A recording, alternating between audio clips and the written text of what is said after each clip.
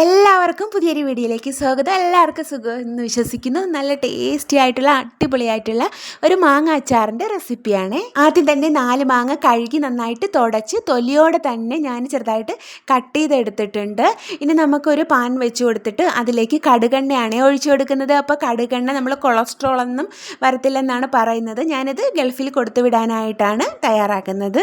എണ്ണ ഒന്ന് ചൂടാകുമ്പോഴത്തേക്കും അതിലേക്ക് കടുകിട്ട് പൊട്ടിച്ചെടുക്കാം.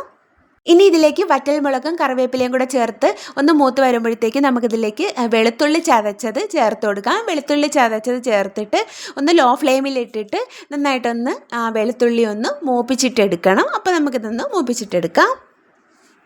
ഇതിലേക്ക് കട്ടക്കായമാണ് ഞാൻ ചേർത്ത് കൊടുക്കുന്നത്. കട്ടക്കായം ചേർത്തിട്ട് ഒന്ന് മൂപ്പിച്ചിട്ടെടുക്കാം. ആവശ്യത്തിനുള്ള മുളക് പൊടി ചേർത്ത് കൊടുക്കാം. ഉലുവയും കടുകും കൂടെ നമ്മൾ ഒന്ന് പൊടിച്ചെടുത്തതാണ്, അതുകൂടെ ചേർത്ത് കൊടുക്കാം. മഞ്ഞൾപ്പൊടിയും ആവശ്യത്തിന് ഉപ്പും കൂടെ ചേർത്തിട്ട് നന്നായിട്ടൊന്ന് മിക്സ് ചെയ്തെടുക്കാം. ഇതിലേക്ക് കുറച്ച് പഞ്ചസാരയോടെ ചേർത്ത് മിക്സ് ചെയ്യാം. ഫ്ലെയിം ഓഫ് ചെയ്തിട്ട് മാങ്ങ ഇതിലേക്ക് ചേർത്ത് നന്നായിട്ടൊന്ന് മിക്സ് ചെയ്തിട്ടെടുക്കാം. ഇതിലേക്ക് കുറച്ച് വിനാഗിരി കൂടെ ചേർത്ത് നന്നായിട്ടൊന്ന് ഇളക്കിയതിന് ശേഷം ഒരു 7-8 മണിക്കൂർ ഇത് നമുക്ക് അടച്ച് വെക്കണം. ഇത് നമുക്ക് തുറക്കാൻ പാടില്ല. അതിനുശേഷം ഒരു 7 മണിക്കൂറൊക്കെ കഴിഞ്ഞിട്ട് നമുക്ക് ഒന്ന് തുറന്ന് നോക്കാം.